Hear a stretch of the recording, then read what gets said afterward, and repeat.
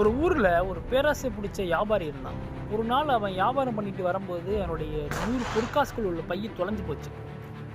உடனே அவன் பதஷ்டமாயி ஊரில் உள்ள மக்கள்கிட்ட எல்லாம் சொல்லி, என் பையை கண்டுபிடிச்சி தரவங்களுக்கு ஒரு 10 பொற்காசுகள் தரப்படும் அப்படின்னு அவன் சொல்கிறான். அந்த வழியாக வந்த ஒரு விவசாயி அந்த பையை எடுத்து அவர்கிட்ட போய் ஒப்படைக்கிறார். உடனே அந்த பேராசை பிடிச்ச வியாபாரிக்கு கொடுக்க மனசு வரல. உடனே என்ன பண்ணா, என் பையில் 110 பொற்காசுகள் இருந்துச்சு, நீ 10 காசு நீ எடுத்துட்ட, அதனால் உனக்கு நான் தர முடியாது அப்படின்னு சொல்லி சண்டை போடுறான். 2 பேருமே அந்த ஊர் பஞ்சாயத்து தலைவர்கிட்ட போகிறாங்க.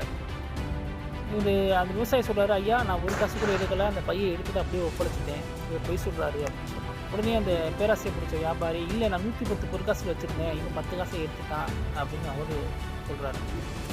இந்த பேராசைக்காரனோட தந்திரத்தை புரிஞ்சுக்கிட்டு அந்த பஞ்சாயத்து தலைவர் என்ன பண்ணுறாரு, அப்போ இது உன்னுடைய பையாக இருக்க வாய்ப்பு இல்லை, ஏன்னா உன்னுடைய பை 110 பொற்காசு இருக்குதுன்னு சொன்னேன், ஆனால் இந்த பையில் வெறும் 100 பொற்காசுகள் தான் இருக்குது, அப்போ உன்னுடைய 110 பொற்காசுகள் கிடைக்கிற வரைக்கும் இந்த பை எங்கள் கூட இருக்கட்டும் அப்படின்னு சொல்லி நீதியை சொல்கிறாரு.